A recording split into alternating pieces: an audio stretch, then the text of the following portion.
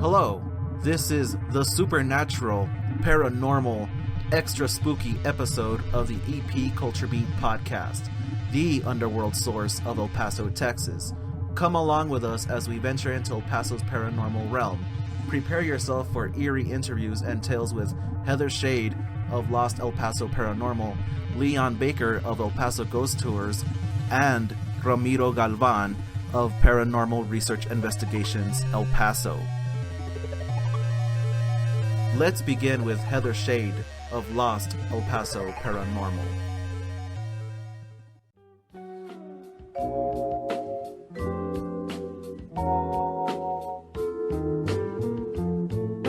How's it going, dude? How are you? Hi, how are you? Doing pretty good. You're one of the founders of Lost El Paso Paranormal. Yes. Why did you guys decide to start this organization, and what got you into the paranormal? As for me personally, it's just something that I've kind of always been interested in since a kid. I had a cool mom and a cool dad, so there was horror movies from a young age. Anything that had to do with mysteries, cemeteries, anything like that. It's just something that's always drawn my interest. I'm super lucky now that I get to do this, on a regular basis. It's kind of like the dream come true, to have a group of cool friends to go and explore those interests with. Which leads into as well why we started this organization. Just a group of like-minded friends. We enjoy all things mysterious, including that paranormal, Right. folklores, legends, urban legends, anything that's mysterious that gets all of our interest. And we have a really cool collection of people in our group, which includes artists, authors, historians. So it's a very nice mix. You guys have guided tours of different places around town. Where do you guys have those tours? We have a variety of tours. We do them in Concordia Cemetery. I'm actually a board member as well of the CHA, which is the Concordia Heritage Association. They are the caretakers of the cemetery, a nonprofit. So through these tours, we are able to raise money that goes towards helping the cemetery with cleaning, maintenance. So that's one of the things we do, one of the functions. And we do tours downtown as well, different variety of topics. Where specifically in downtown? All over. I mean, we do start out, usually the tours we're doing now, we usually start out over at the Museum of History, which is on Santa Fe Street over by the baseball stadium.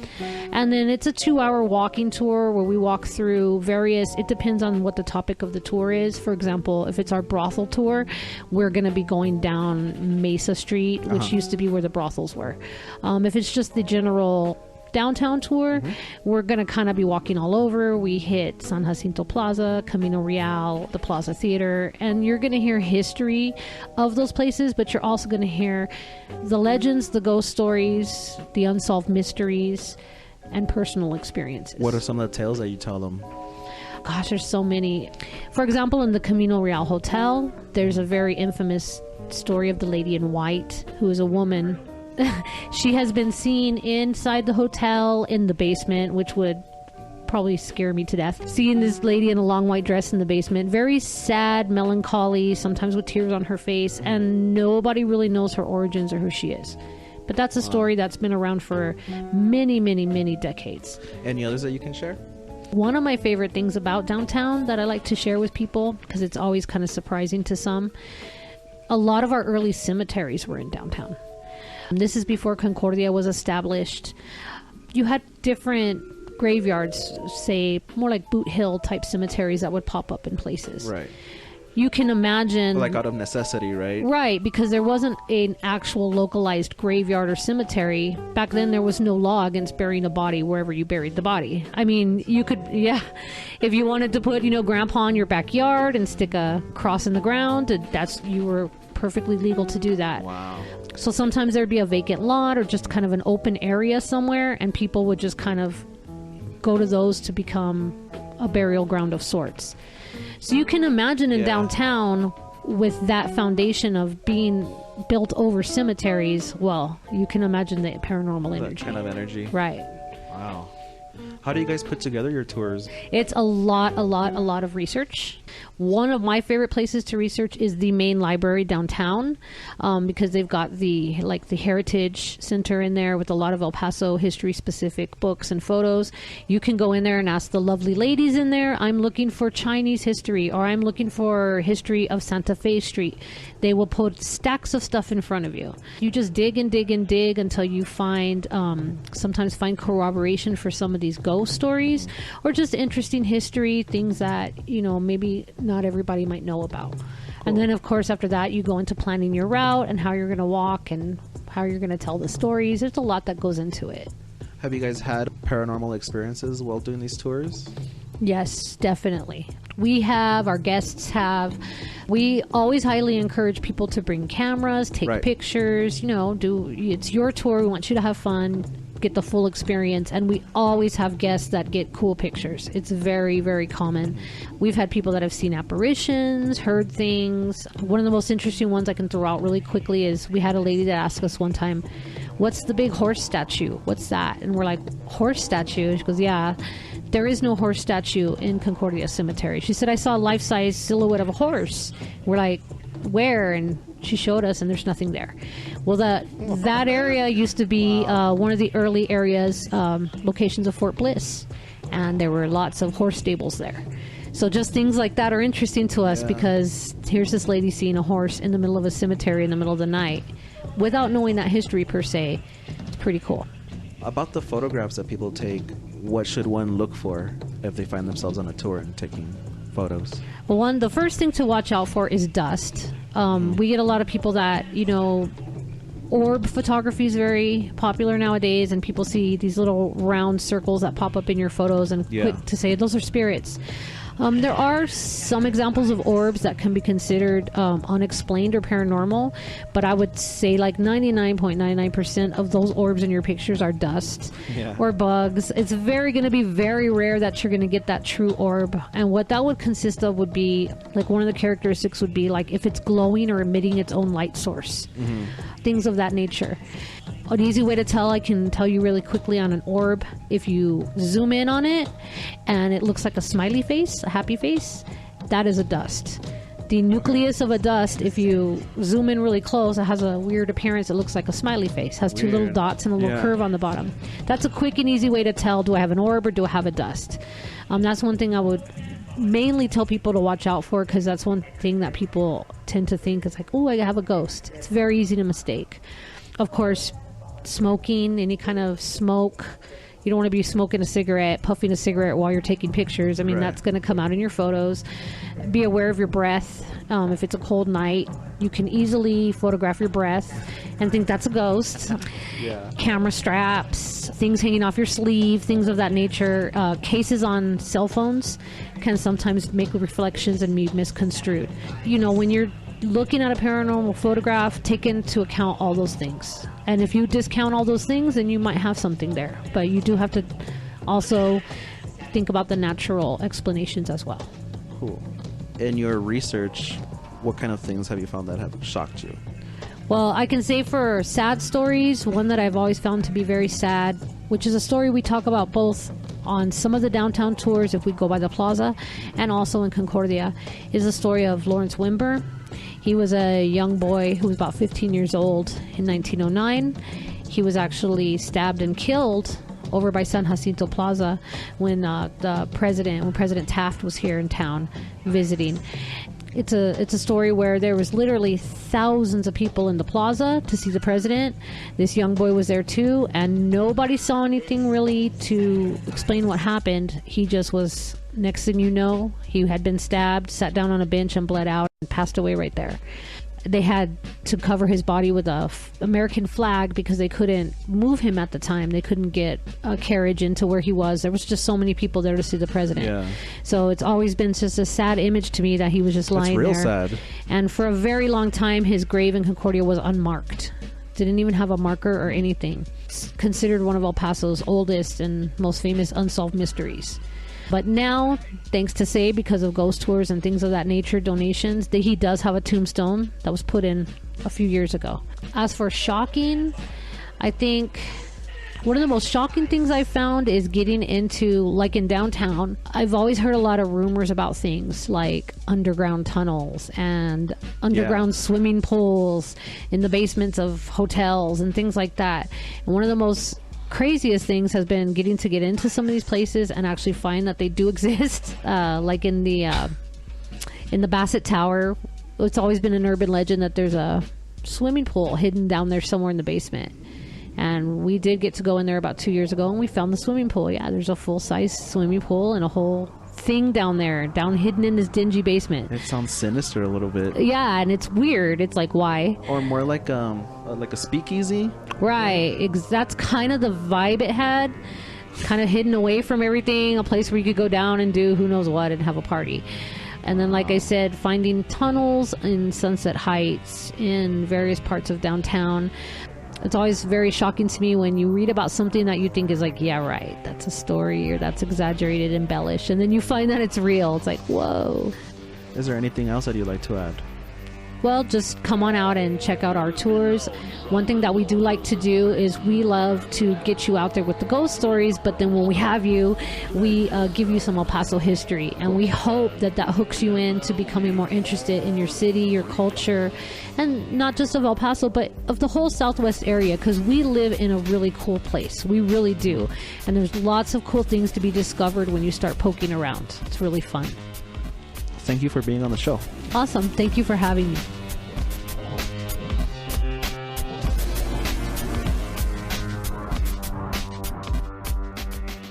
Heather will now share her most terrifying paranormal experience. Okay, well, this was a hard one because having seen a lot of scary things and done a lot of weird things, so I had to kind of dig around in my brain and think, well, what actually scared me, like creeped me out, made the hair stand up on the back of my neck type of experience. And the thing that honestly goes right to my mind is, believe it or not, of all the places we've been, in Hanks High School. Now, in Hanks High School, we used to do about once a year an event with the students where we would go in and we would investigate. The principal's there, sometimes a couple of the teachers, and a bunch of the kids, and we actually ghost hunt. We're in there in the dark, in the quiet. We bring all of our full-on equipment and we do a full-on ghost hunt. So this is where this occurred. Now, a lot of people think, Hanks, how can Hanks be haunted? We have verified that there haven't been any deaths or anything suspicious happening in there, but we don't know also what was there before, what was on the land, and so that does contribute as well. I'm cool with the whole school. That's actually my school. I went there, so I'm very familiar with the layout. But there's one part of the building that I hate.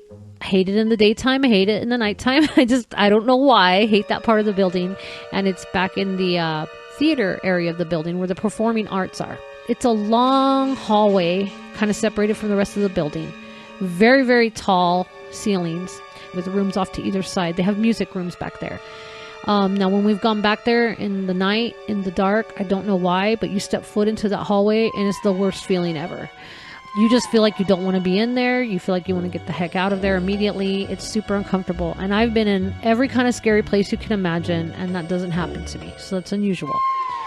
But the one night that did scare the holy heck out of me was we were all the way down at the very end of that long hallway. We were in the piano room. We were sitting with all the students and some of the teachers. And we were going to do some EVP sessions, so we were letting the room quiet down and get very, very quiet. And as we were sitting there quietly, we started hearing something down at the other end of the hall. Just noises, shuffling noises, and there's no one in there but us. Everybody got excited, and we looked out the hallway. We didn't see anything, so we come back in. A minute later, it happened again. This is very common in this hallway, to hear things at one end and you run to the other end to hear something at the other end. It's very creepy. Even had radios turn off and on by themselves back there, and you hear the doors rattling, things like that. So we were just kind of like, okay, it's happening again. It's doing what it usually does. It's getting its little activity on. And we were explaining to the students, the first timers were like, this has happened before. Don't be scared. This is just, we hear noises back here sometimes. So observe and listen. We heard it again at the end of the hall. So we decided to go out there with our thermal camera, and that's when things got really super freaky scary. We're standing at one end of the hall, this pitch dark hallway. We're standing there, we're holding our thermal cam up, and we're scanning. We're looking down at the other end of the hall, and what do we see? All the way down there at the very, very, very end, we see a human figure. on the thermal camera. You could even see the eyes. And it's just kind of going like this, kind of like stepping side to side, just kind of walking in place and shifting. But it was looking at us. We could see the eyes on the heat image. So we were like, whoa. And in the video, you can hear all the kids just like, what is that? Is that a person? So, we went down there. We couldn't see anything. We checked and double checked. Nothing. We go back to the end and we're looking through the thermal camera again. And we hear noises and it's back again. And we stood there for a good 5 minutes looking at this thing, and it's looking at us. And like I said, I've been in a lot of creepy situations, but this made the hair stand up on the back of my neck because it was looking at us. And it almost kind of looked like it was shuffling back and forth, kind of like it was trying to decide, well, should I go over there or should I? It was just a creepy feeling. The kids were getting creeped out. The principal was getting creeped out. And remember, we're in the end of this long pitch dark hallway. We don't have any way to turn the lights on in there. And behind us is a locked door bolted with a chain and a lock. So we have no way to get out except to walk past where that thing is. So it's a creepy proposition. As we're standing there and we're trying to decide what to do, I hear everybody gasping and I look down at the thermal cam and it's walking towards us. Really slow, really purposeful, just staring straight at us. You could still see the eyes of it. It looked like a big man. You could see all the features of the outline. And it's walking straight towards us. Now I'm thinking in my head, oh, great. What am I going to do when this thing gets over here? I mean, what is it going to do when it gets over here? And it was the only time in my career of investigation that I ever kind of felt at a loss as to what in the hell do I do? I have all these kids behind me that are freaking out. I'm freaking out a little bit myself because I've never had anything so intentionally look at me and just turn and head right towards me. That's a different feeling from seeing something out of the corner of your eye, catching something on tape that you see later. I mean, this was looking at me. It was coming for me. And so we just waited until it got closer and closer, and then it just kind of dissipated. And after that, everybody was very uncomfortable. We grabbed our equipment and we got the heck out of there. The next guest is Leon Baker of El Paso Ghost Tours. How's it going, man? Thank you for being on the podcast. What made you start El Paso Ghost Tours? I took it over. It was actually started almost 10 years ago by a guy by the name of Daniel Bustamante. I joined his little crew there, and I guess you could say I learned how to do all the ghost tour stuff from them. And then one day he says, "Hey, I'm getting out of the business." Kind of handed me the keys, and I took it over. We're doing a few things different, but for the most part, he's the one that got it all started. I went on one of the tours recently. The locations that you take people to are kind of creepy. Yeah. How do you guys gather together like the historical facts? How do you guys eventually know or catalog which spirits are there? Because you kept mentioning all these names, and you even mentioned like a presence in like the bar that's by the tap, right, that you took us to? Yeah. So you mentioned a weird presence there. How do you guys eventually get to the point where you catalog all these things that are there? Yeah, it's difficult. It takes some time. You can't just go inside and say, hey, here's a guy named Bob that lives here, or a ghost named Bob, or whatever. You actually have to, the way we do it with our methods is that we go through with our spirit box and we ask. We used to go to one place called, it's Leo's downtown, changed names a couple times and that sort of thing, but it used to be Leo's. So we were in there and we kept getting the name Jim and the word children and doctor and stuff like that, and we're like, we went all different directions with it, trying to figure this out. We're like, all right, because we're asking the questions. These words are coming out of the spirit box. You can't, there's no guessing about it. That's what was coming out. And so one of our guys, he's like, you know what, I'm going to go to the library, and I'm going to find out about this stuff. And so he went there, and he stumbled up on that location back in the 1920s, because we did find some graffiti that had a J on it. So we figured maybe it's a gym, and it's little clues, but it had a date. So he looked in that date range of who owned the building at the time, what it was. And we found a guy by the name of James Augustus Pickett, Jim. Oh. And he was a pediatrician. So he was a doctor, and he worked on kids. And he passed away, I think it was in 1939. But it was kind of amazing that we were able to get that information from him or somebody, through our equipment, and then all of a sudden we find his name, his picture, his information linked exactly to that place. So that's kind of the way we do it. We kind of work backwards. We don't go in knowing all the names. We go in asking the names, and then we go and look for that person to see if they're associated with that place. A guy by the name of David Andrew owned the place, one of the places we go. Mm-hmm. And we didn't know about this guy. I just finally found him in a very old city directory at that location. And he had been coming through saying his name was Dave for, the past year and a half. And I finally just lucked into it and found it in there. I think that's the only place I've been able to find his information. Can you explain the spirit box? Yes, the spirit box. The one I have right now, because there's different models, there's different ways of doing that sort of thing. It's the one I have is called the SD7, which is kind of the most popular one. It's made popular by the TV shows.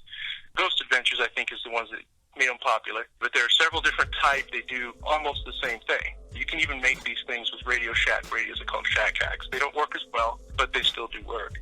It actually goes all the way back to certain investigators, I guess you call them, sort of paranormal researchers, I guess, is more what they are. They were able to figure out that if you did a sweep with the radio going from top to bottom, bottom to top, whichever direction, in a nice, fluid, smooth manner, I guess you say the spirits are able to affect that pattern, and they can get inside, they can put their voices inside the frequencies, like between the frequencies or on the frequencies, but their voices do come through it. It's hard to describe. I mean, the technology is easy because it's just a sweep. It just goes back and forth through the dial. That's all it is. How they do it, I have no idea, but it works.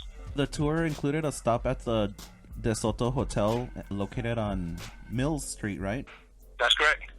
That place, when we were in there, it was pretty creepy. What I was doing is I was just trying to think of music the whole time that we were in there in the dark. Yeah. Has anybody ever been too overwhelmed in that place? And can you describe to the listeners what's in that basement? Yeah, so the basement, we've been going there for a long time, since I think 2008 is when we started going there, somewhere around there. It's not a good place. The whole building is not a good place. That basement, when we started going there, we'd see a little girl, a tall gentleman. Sometimes you would see him plain as day. They'd be standing right next to you. You're like, wait a minute, how'd you get in here? Who are you? You look away, you look back, they're gone. So it was your basic haunt.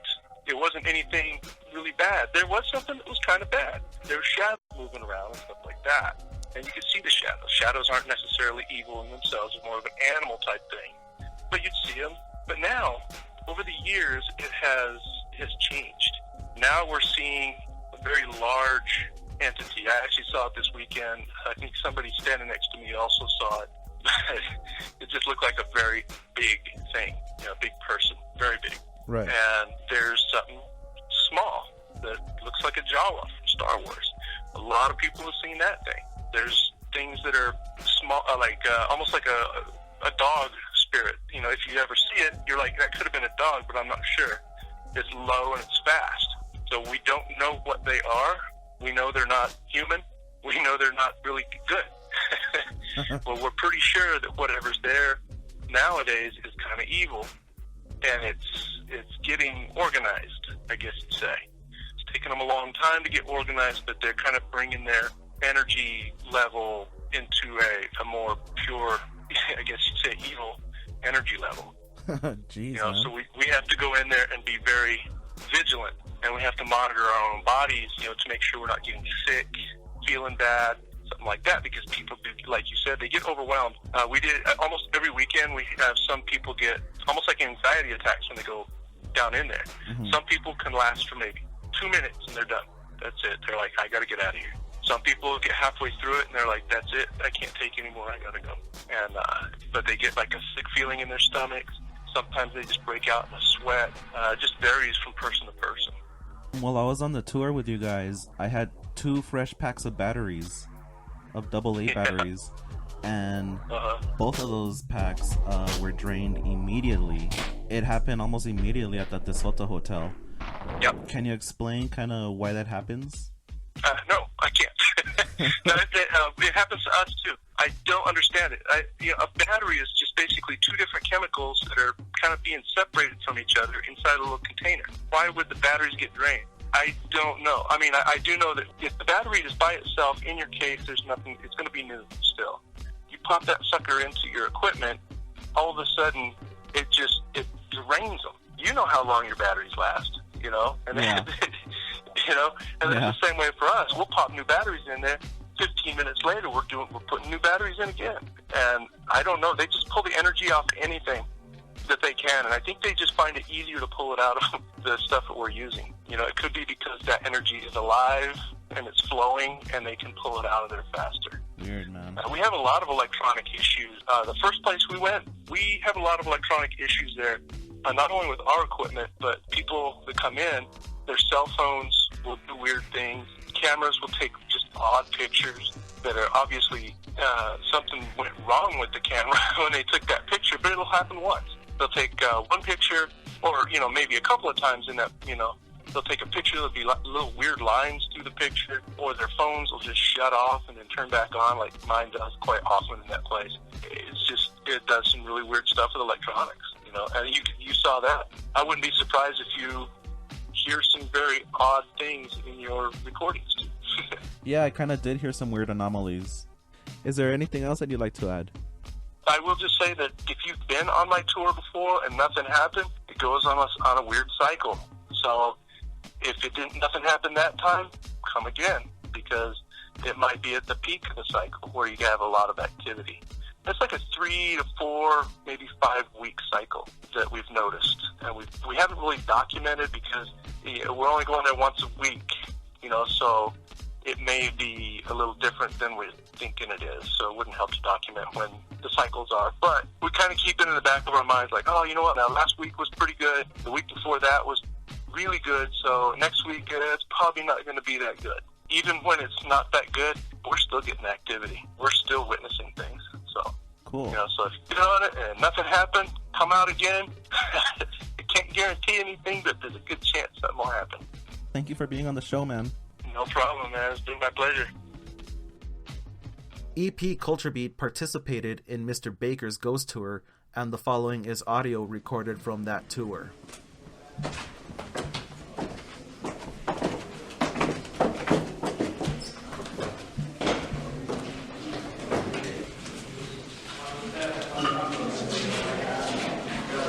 This used to be a gymnasium. That was a sauna. What we're looking for shadow movement from that room and moving around that wall right there. It's very quick and it's very subtle. If you do see something, call it out, say, hey, I just saw this. Chances are there's somebody else in the room that saw the same thing, and that's going to confirm your experience. Oh, flashlight again. All right, you guys ready? So we're going to be super quiet.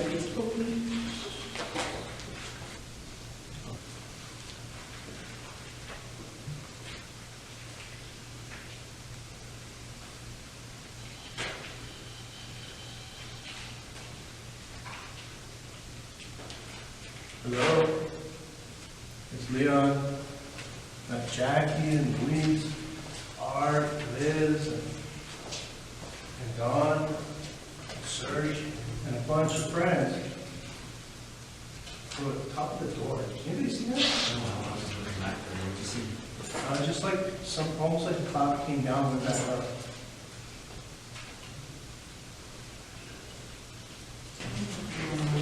All right, can you shut that light off? Let's see if you can shut it off. Show everybody how you can shut it off. Thank you. Now let's see if I want to see if you can talk to us. There's a piece of equipment right here. This gentleman is holding right here. Can you show me one blink? Yes. Can you show me 2 blinks? 2 blinks is going to mean no. Can you show me 2 blinks?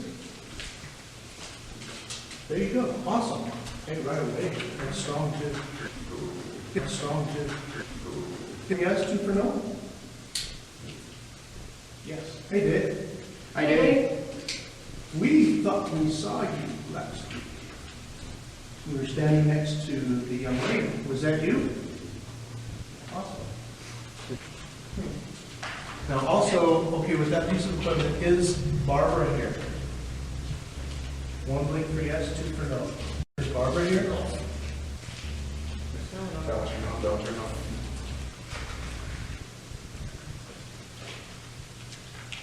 So Barbara might be here. She's fairly new. She hasn't been talking to us too much. Now, Barbara, if you'd like to play with us, can you touch somebody in the group? Let them know you're here. Do you guys feel like cold air? Like a cool air movement? No? A little bit. A little subtle. Yeah, my legs are cold. Your legs are getting cold? Yeah. And this is warm here. I mean, it's 70, was that 76? 75.7. Yeah. All right, we're going to crank up the spirit box. All right, there's the one.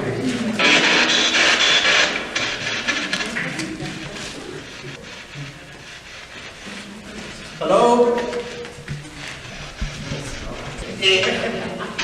Hey, what's your name? Jacob? I heard Jacob very quiet.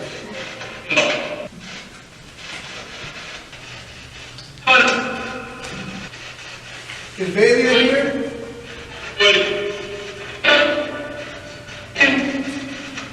Here? You want me to open your can? I'll open it for you so you can smell it. This is tobacco, by the way.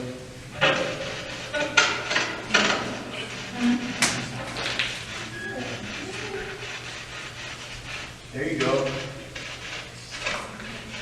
Can you smell it?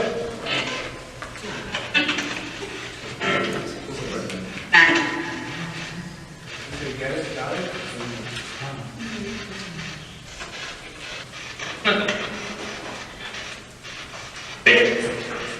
I'm going to shut the radio off. Say bye. Say bye. Bye. Yeah. Bye. Bye. Pretty good.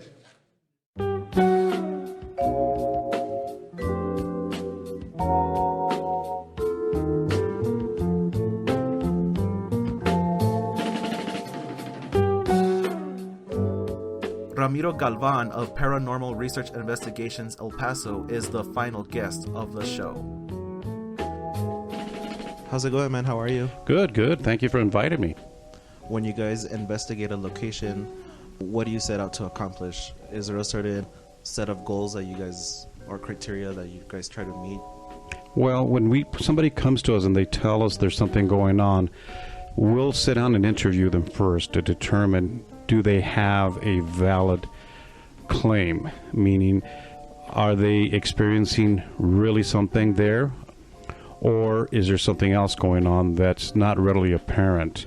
And the reason is because we want to separate what's going on, and whereas you might have a family dynamic that's going on that's not apparent to the public, it may come out during the interview. And we also have to do it to avoid any possible legal issues.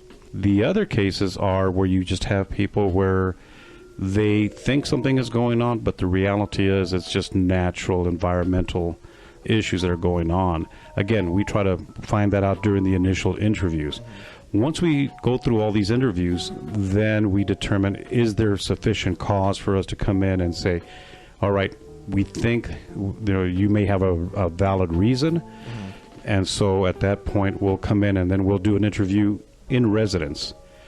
And at that face-to-face interview, we'll determine whether or not the client is definitely having an issue or not. Now, here's the interesting thing. During some of the interviews, we actually wind up collecting enough evidence to not even warrant an investigation. Just what we collect just during an initial interview is enough to satisfy the client. The cases we do take, we feel there's sufficient, I would say, evidence based on all the interviews that to warrant an investigation. In other words, then we'll come in and say, okay, we will then try to see if we can determine or identify whatever it is that you're reporting. Once you guys do commence on a investigation, what's that process like? We will then come in and do a quick survey of the residence, because you could have a client saying, okay, when I walk down this hall to my bedroom, I feel very uncomfortable. So we'll look at the physical layout and we'll determine, okay, are you feeling uncomfortable because you happen to be walking by an electrical panel and on the other side of the wall is a refrigerator, and are you walking through what we would consider an electromagnetic field? There's people who have EMF sensitivity, so they're sensitive to high EMF fields. And what we do is we try to identify, are you experiencing this when you walk through this particular area, or you're operating a certain appliance at home? Microwaves are notorious for giving high EMF fields. Electric stoves, notorious for that. Refrigerators, notorious for that. So we try to determine, if you're experiencing this, is it just one spot you happen to be doing it in, or is there multiple spots, and what's the commonality? When we talk to clients, we don't use terms like hauntings, ghosts, spirits, nothing like that. We try to be as neutral as possible, because otherwise they will follow our lead. And as a result, if we come walking in going, okay, well, tell us about your ghosts and spirits, they're going to right off the bat say, oh, well, we have some third-party people coming in now and saying they've confirmed what we said. Right. What do you guys do when it's a real deal phenomena? On an investigation, we set up numerous cameras. We can set up as many as one camera, all the way up to 10 cameras. Is there a certain type of camera? Yeah, there's actually just standard infrared cameras, of course, like you see in security monitors out here. Every store has those. Then we have other specialized cameras that have the filters removed inside of those and replaced with clear filters to allow more light in. And they also do what's called motion tracking. So they detect an object moving with sufficient mass, it draws a square around it. Because one of the biggest things we found is that people will say, oh, I thought I saw something, but you can never be sure. The camera takes a lot of the guesswork out in that particular field. We have what is often referred to as a full spectrum camera, which theoretically they can see across the light range ranging from ultraviolet to infrared. And then we use just standard regular camcorders with night shot capability, meaning, as you can tell, Sony's my favorite. I'm not plugging them here, but they have infrared capability. Plus, then we use our electromagnetic field devices, meaning they're different devices that measure electromagnetic field strength and ambient air temperature, because one of the things people say is, I feel chills in this one particular area. So we try to determine, okay, is it an actual physical chill you're feeling or something else? So we have to measure the air temperature as well. And then we deploy multiple audio recorders as well, because oftentimes we have found that when we do record unknown phenomena, we don't hear it. That's why they call it electronic voice phenomena, or EVPs.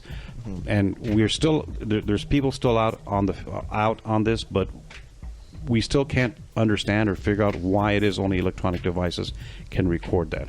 And oftentimes we'll make sure that it's not any of us, because when we do something like that, we're always making sure we identify any noises that we hear.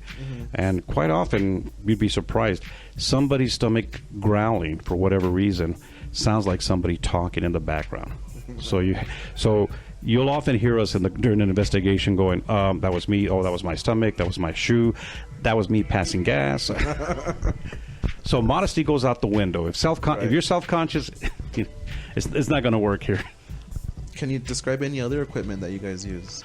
I recently within the last couple of years, I've been dabbling in dowsing rods. Dowsing rods started off used by people to track water that was, underneath or, below ground. The theory is that moving water creates energy. These dowsing rods are attracted to it. They started off as wood.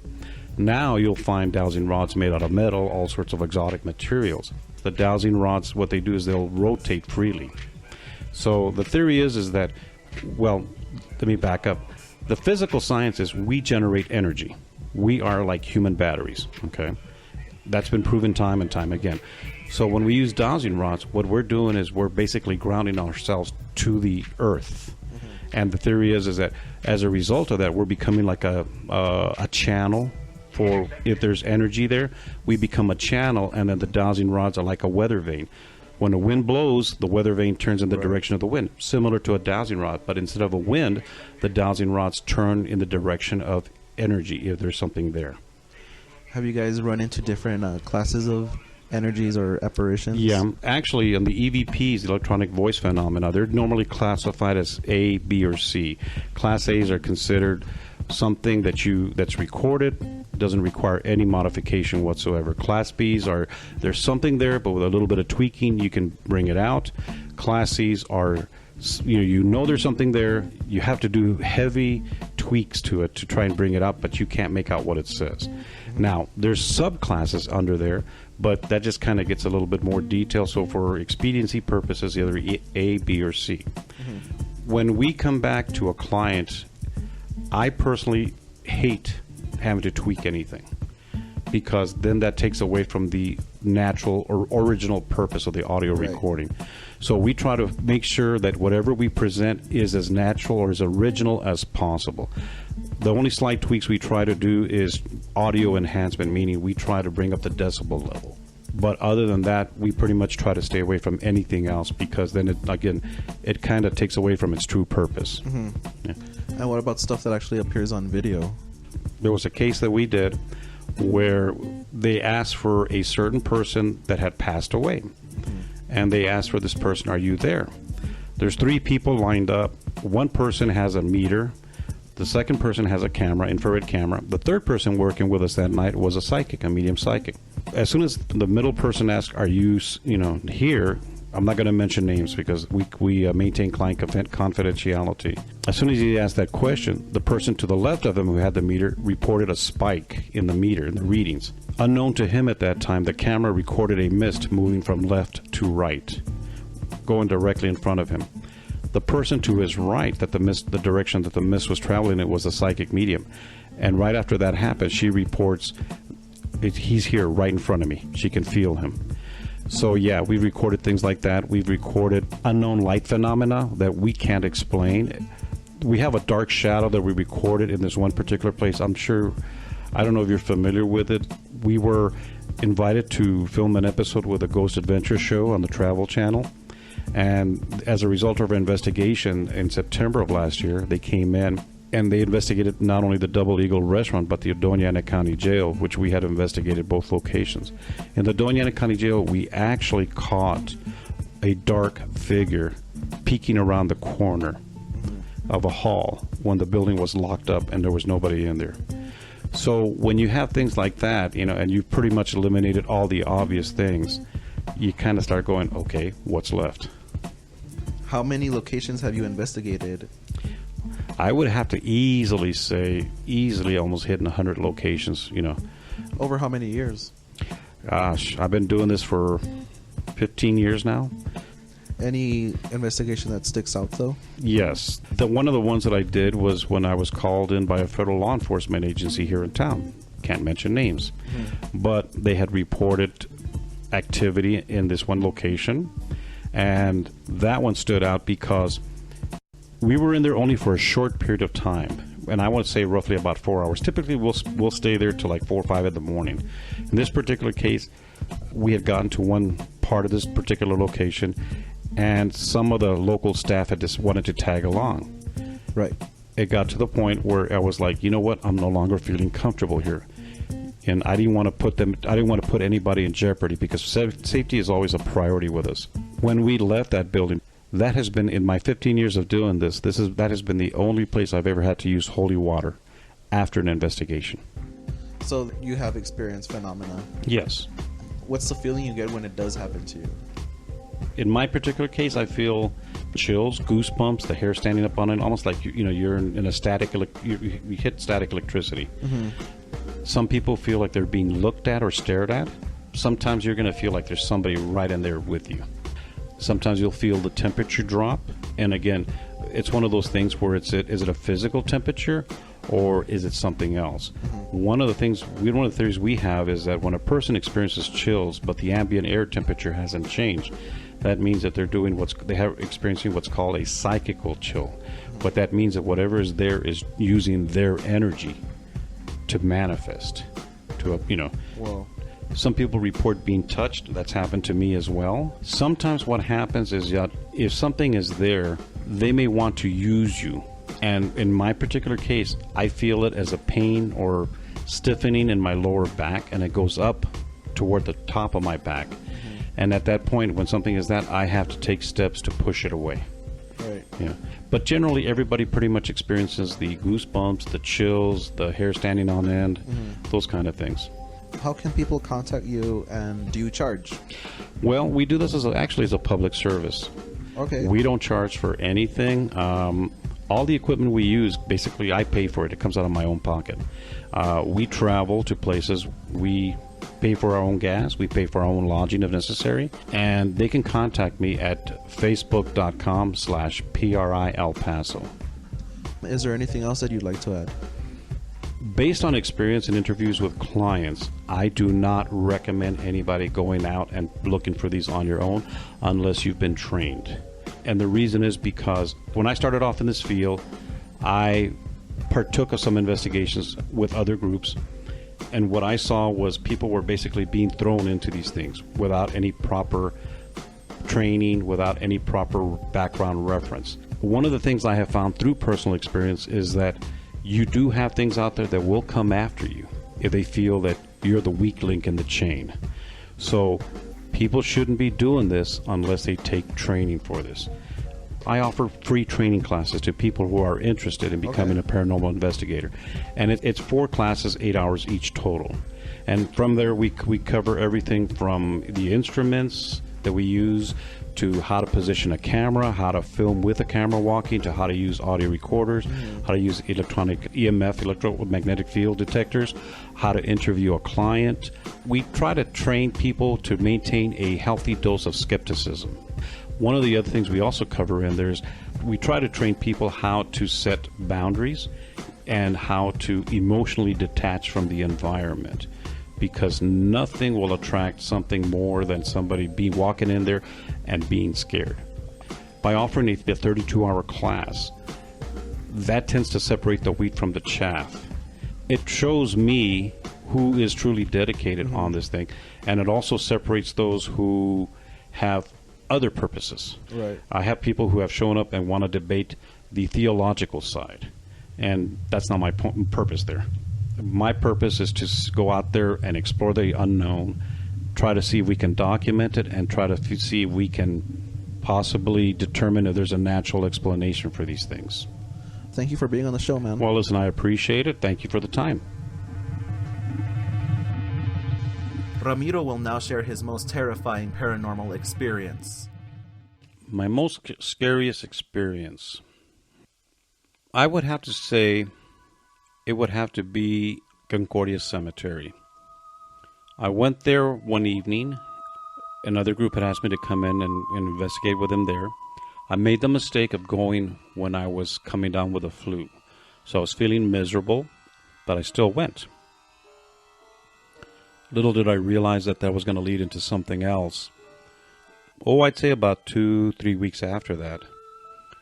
We live in a 2-story house, and we have a kid's playroom at the time on the first floor. I noticed as soon as I walked in the kid's floor into the kid's room, I would get a sense of somebody was in the corner, and I would get chills, and my hair would stand up on end. I blew it off because I thought it was more psychological than anything else because of the fact that how I felt that night. But as time went on, the feeling got worse, and the feeling got stronger and stronger. We have a lady who comes in to clean every so often, and one week she came in, and I'm sitting there at the dining table. I'm reviewing video from another case, and she came over and she asked me what I was doing. She thought I was doing some sort of like TV production work, and I told her. And she said, "Oh, Mr. Galvan, I am so glad you told me." And I'm like, "Why?" She goes, "For the last couple of weeks, every time I come down the stairs, I see a man standing at the top of the stairs." And I was like, okay. So I chose not to tell my wife, and I chose not to mention it to anybody else because I didn't want to get anybody excited until I confirmed, I should say, or I was positive that there was something going on. So a couple of weeks after that, we're sitting at the dining table, my wife and I, and all of a sudden my 3-year-old son at the time, he's going on 4, he comes running into the dining room, and he's hiding under the dining table. And he said that his grandpa was there to take him away. And I'm like, what do you mean by your grandpa? He said, Grandpa, white hair, very nice. The only person that fit that description was my wife's father, who had passed away several years before he was even born. That's when I said, okay, enough is enough. It took about 3 weeks after that, but the steps that I had to take was to remove whatever attachment was there. I determined that I had an attachment that occurred at Concordia when I was sick because my defenses were down. So after about 3 weeks of taking the steps that I needed, my wife and I were sitting around the dining table again one evening, and it was a nice warm evening. We had the back door open. We had the screen door there. At that point, I hadn't told my wife anything, and she jumped up. She's asking me, did you feel that? And I'm like, no, what are you talking about? She goes, something cold just went right through me and out the door. Oh, so I try to play it off. Oh, can I get my instruments out? But the thing is that after that, we've never had any issues. And at that point, that's what scared me, was the fact that something could follow me home and affect my family. And that drove home the seriousness of what we do and having to learn how to defend oneself. We have one last tale for you. Hi guys, my name is Dean Tarango and I'm part of the Lost El Paso Paranormal, and this is my ghost story. About 8-9 years ago, I was a truck driver, and I was on my way to Laredo, Texas. I was actually going through the back roads, because if you go through the back roads, you save yourself 2 hours instead of going down I-10. So I would go down the back roads. It was like around 3 in the morning. I was getting close to Del Rio, Texas. That's where I was going to sleep, because I didn't have to deliver till 10 in the morning in Laredo. I'm driving. I'm about 40-50 miles outside of Del Rio, Texas, speeding, and I actually get pulled over by a state trooper. But you guys got to understand that this road that I take, it's 100 miles of nothing. There's no light, there's no towns, there's nothing. It's just desert. There's nothing there. So I just go, oh hell. So I just pull over. I grab my books. I turn on the lights in my cab. I grab my logbook. I grab my permits and my driver's license, and I'm sitting there. 4 or 5 minutes pass by, and I still see the lights behind my trailer. I let it another 5 minutes go by, and I finally decide to get off my truck with my books and my permits and all that. So I start walking to the back of the truck, and as soon as I got to the back of my trailer, that I turned to the back, there was no more lights. The lights were gone. And so I just got like really scared, and I actually ran back to the cab of my truck and just jammed it all the way to Del Rio. And then I woke up in the morning, and I drove all the way to Laredo, and I was talking to the guy that was unloading me, and I told him what had happened to me. And he asked me, he goes, were you close to the reservoir? And I go, yeah. He goes, like about 3-4 years ago, he goes, there was a car chase, and one of the trooper guys went over the side of the reservoir and actually killed himself. And he had told me that he's not the first time that a truck driver has told him this story. We've reached the end of the show. Many thanks to our guests, living and dead.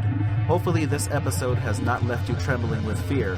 And remember, the scariest monsters are those that give out fruit on Halloween. Later.